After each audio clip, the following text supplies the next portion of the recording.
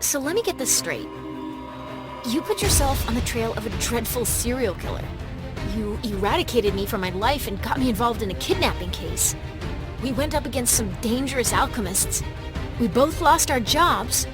And we traveled to the other side of the world. We broke into a den of murderers. Twice. You pushed me to stare straight into Satan's eyes, for crying out loud. And now, you want to stop because your bicycle is broken? I prefer the term injured.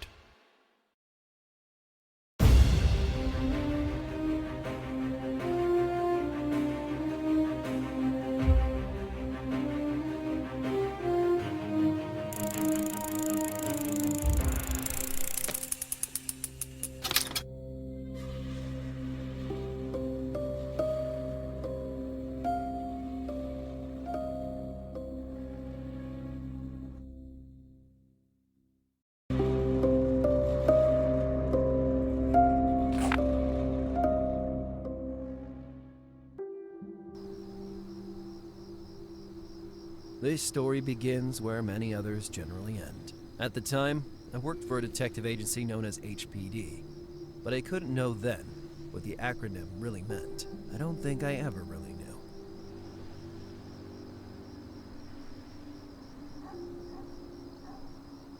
For a few months, I'd been on the trail of the man the press not very originally renamed Blowtorch. A clue led me to the extreme outskirts of Miami, in a little out-of-the-way suburb that smelled like rotten fish.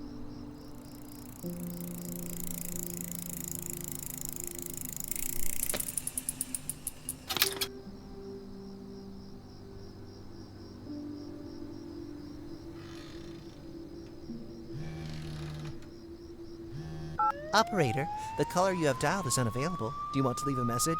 Bundy, knock it off. Judging from the traffic noise, I'd say you disobeyed my orders. Hey, I just went out for a ride on my bike. What's the harm? At 10 in the evening, I told you to stay home. The case is ours. We're already racing to the scene of the tip-off. But the cavalry's already here, boss. Let me find one of those clues that Blowtorch left for me, and we will stop the next murder before you even divorce your third wife. I'm on my fourth, Bundy, and I will never understand why that killer keeps leaving clues just for you. Do you need to ask? Because I'm his archenemy, his nemesis, his worst nightmare. More like he enjoys leaving you every time grasping a handful of air. Oh yeah. Remind me again, old man. Who stopped the Puerto Rican surgeon and the arsonist of the southeast coast? And what about the... All old news, Bundy. You haven't caught a break for a long time. And for months you've been following Blowtorch without any results. Why don't you go on holiday and let us do the work? I'm in Miami, dude. Working here is a holiday. I'm serious, Lars. Give it up. Listen, boss. I will limit myself to a stealth approach. Identify the victim's flat, I write everything down, I smoke a cigarette, I admire the skyline, I wait for reinforcements. No shootout planned. That would be difficult, since you never carry a gun with you. Well, once a chick told me that the weapon at my side makes me clumsy. Don't cause any shit, Bundy. We'll be there in a short while. Okay. That means I have a short while to solve this case. What did you say? Nothing. Bundy, don't screw things up, or I swear... At previous crime scenes, we always found a letter addressed to me, abandoned in the mailboxes. This time, maybe, I would be able to find that letter before the crime was committed. But I had to hurry.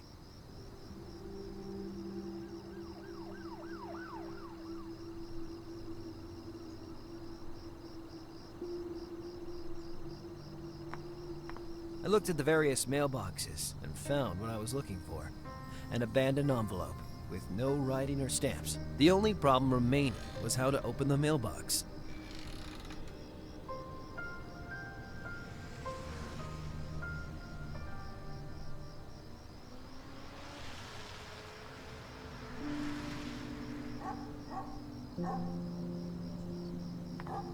I didn't need to make the ladder come down. That stuff tasted like chewing gum stuck under a desk for a month. I know that because at school I never had the money for snacks, so I picked up those. A Sfrizzo's vending machine. The worst cola ever tasted by a human being. The engine was working though, although the machine wasn't active anymore. I could sense its warmth.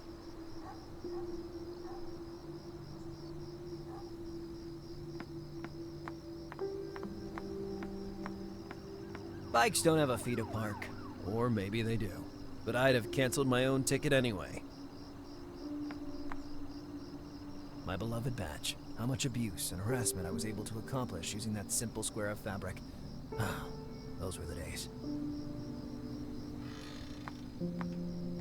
My badge wasn't exactly the right tool to wedge this open with, but it was worth a try. The only thing I accomplished was jamming the badge into the narrow crack above the mailbox. The badge was so jammed that it didn't move an inch.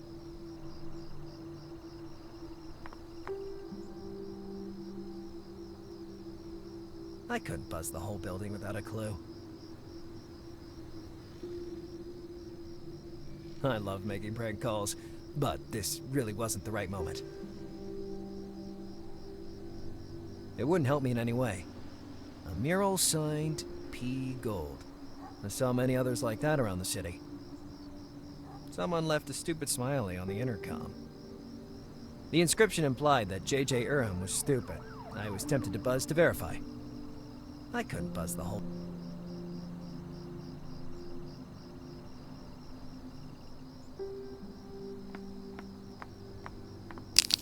Here's what the taxpayers' money was being used for. I thought it was better to leave before causing some serious damage to the sidewalk. The conditions of that sidewalk were getting worse. A stone bigger than the others just fell off the sidewalk. And who was I not to accept the kind gifts from Providence?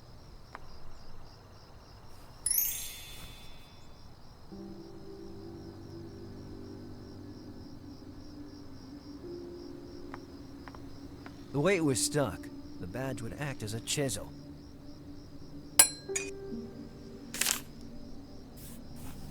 As usual, the letter was ripped and written with invisible ink. I was sure I had some Scotch tape somewhere. Well, I'd have to think about the invisible ink later. I was sure I had some Scotch tape somewhere. As much as I loved wandering around on green dart in the middle of the night, I had work to do.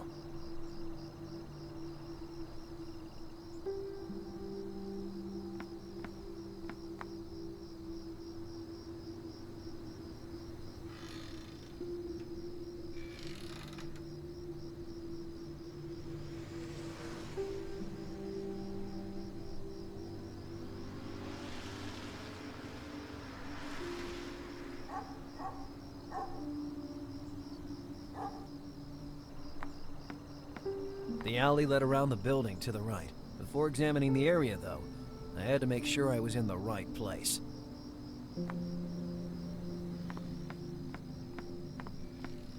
My green dart. A little engineering jewel made in Italy. In addition to being marvelous, it had a handy flask on the front, which I used for basically everything. Normally I would have filled it with scotch, but I didn't want to find myself in Orlando investigating the red whale again. Like last time. Maybe there was still something useful in Green Dart's flask. Hey, there really was some scotch after all. Scotch tape, I mean. I would have stuck the scotch tape in the back of the letter, so as to obtain the best readability. I always hated puzzles.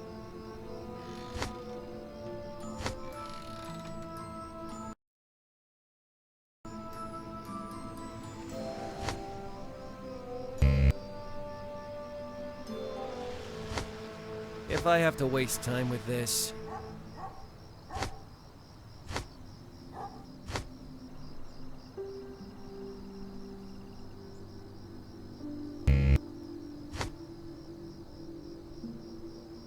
I hate this stuff.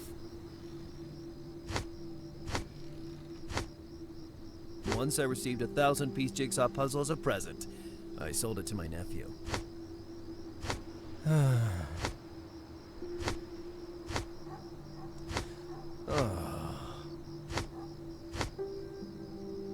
It wasn't as difficult as I feared. At that point, I just had to find a way to read the message hidden in the letter. Well, I remembered that to reveal invisible ink, you just have to warm it. Where could I find a source of heat that late at night?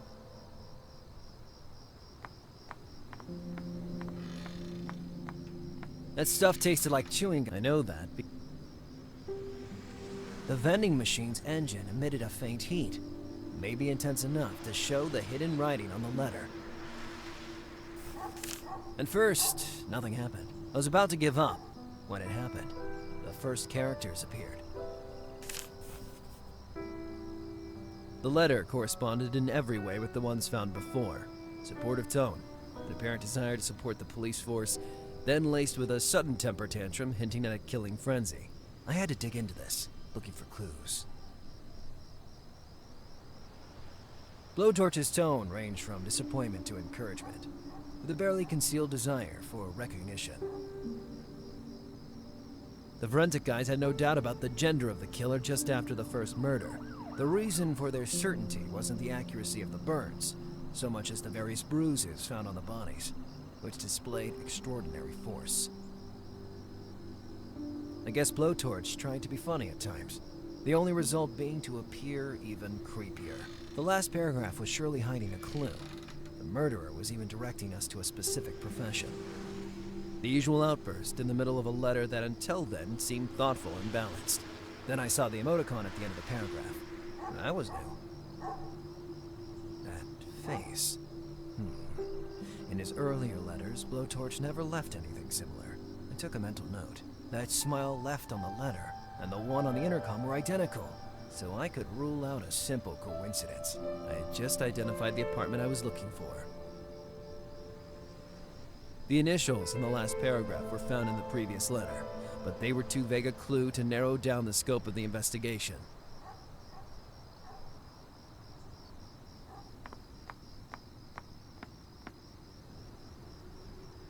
The apartment was registered to a certain G. Glover. I hoped I got there in time.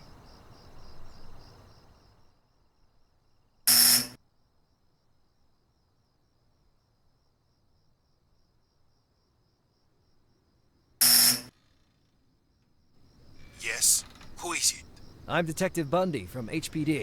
If you don't mind, I need to ask you some questions. He didn't answer immediately. Moments of total silence passed, during which I thought he had hung up. Sorry for the hesitation, but I really don't understand what you would want from me. I'm just a normal citizen who... Yes, of course. But I really need, and I mean really need, to talk to you. With a certain urgency, too. Can you open the front door? I hate to be a killjoy, but you have a warrant. I don't want to get into trouble with my landlord. You know what? I guess I forgot it in my other hand. Anyway, I already told you that... Listen, the landlord is a real pain in the ass, and I don't want any trouble. If it's such a big deal, you won't have any problem coming back with a warrant. Good night.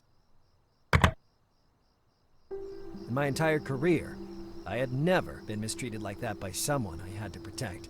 Despite the fact that the guy was an idiot, I couldn't let him be killed in cold blood. Besides the front door, the only visible way in seemed to be the fire escape above. That ladder would have been the perfect way in, but it was too far.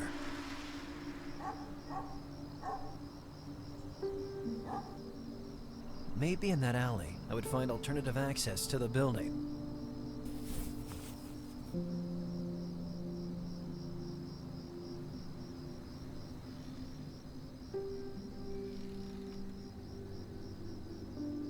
Jumping from that roof would be very Hollywood style, but I would have broken my neck.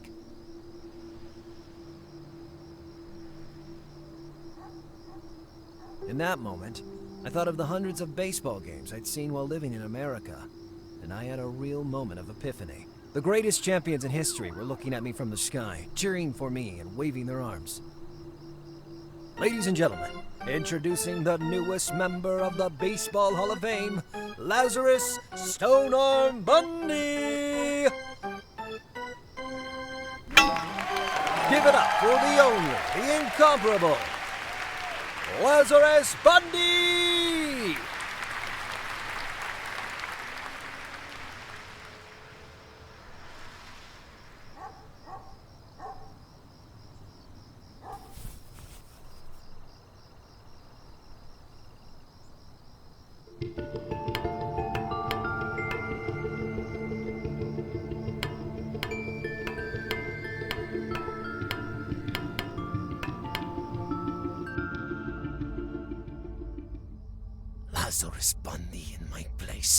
Who'd have thought it? Here's my man. All 7'5" of a man, to be exact. Well, so much the better. If things got out of hand, he could protect me. Lazarus Bundy, what are you doing? I still had some surprises in store for you. Instead, it's already time to put an end to our game.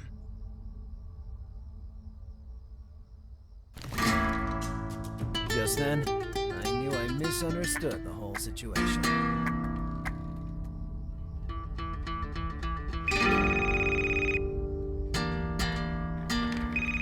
Not a word.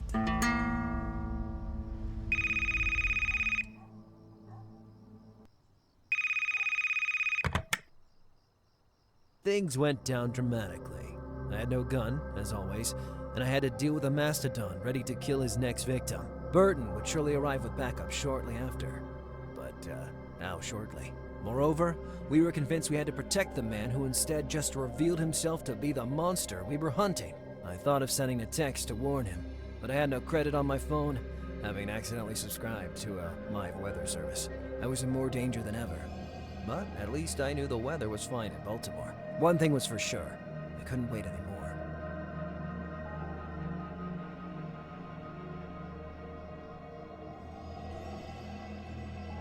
That bottle would make an amazing makeshift weapon.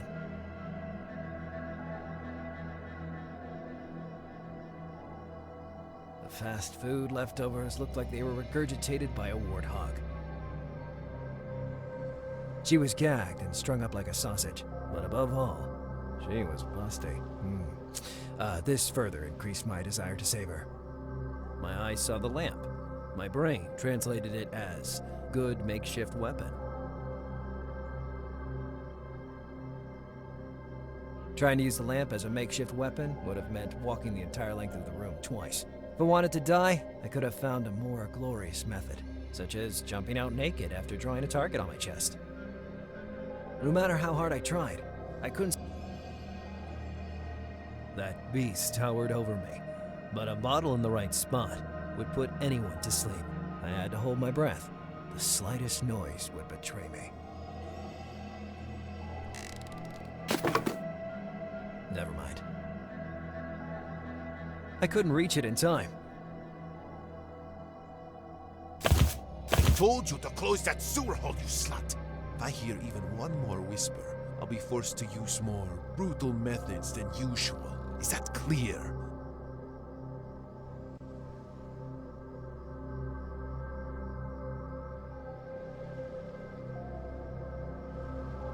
Change the channel, right now?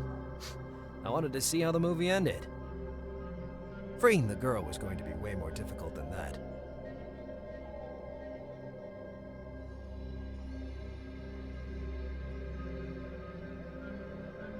I just have gone from the frying pan into the fire.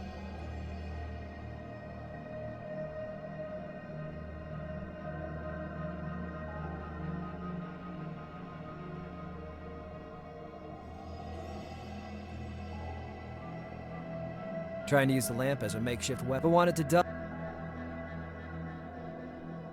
Breaking his TV would have been ecstasy, but not enough to put my neck on the line. I thought it was better to look for another solution.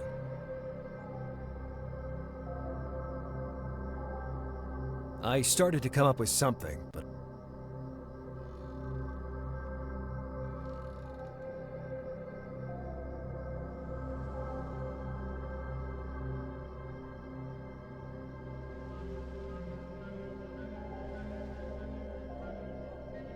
with bare hands, I would barely be able to tickle him.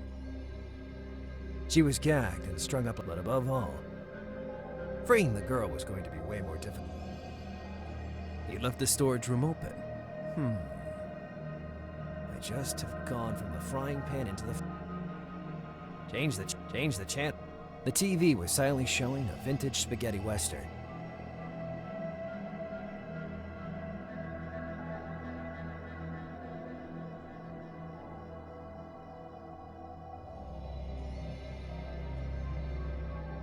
I started to...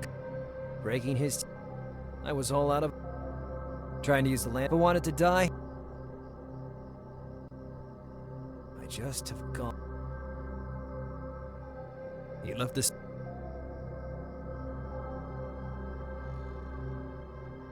The beast was busy in a one-sided conversation. All he did was grumble. Apparently he became chatty only when it came time to write me letters.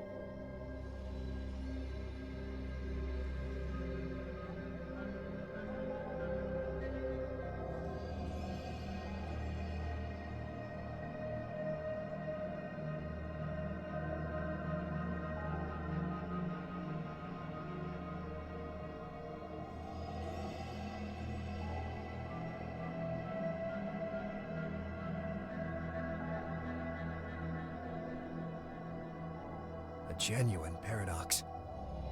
I was all out of trying to use the lamp, but wanted to die. Breaking his TV. He left the storage room open. He left the storage. I just have gone from the frying pan and with bare hands, freeing the girl. She was gagged and strung, but above all, my eyes saw the lamp. My brain translated.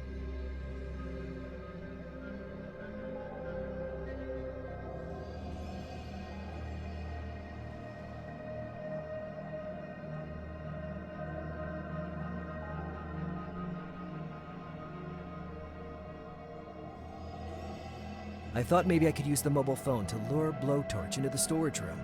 But how? I thought it was better to look for another solution. He left the storage room open.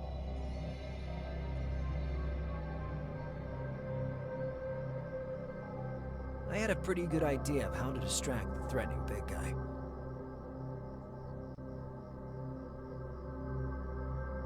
I was desperate and in dire straits. I could do nothing but go for broke.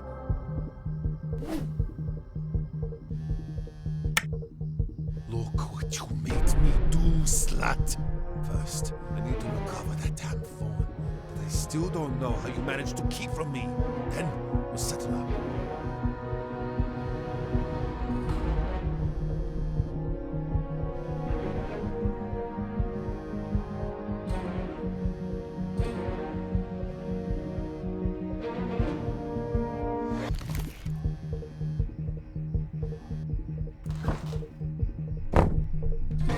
What the fuck? Stay calm. I'll get you out of here in a split second.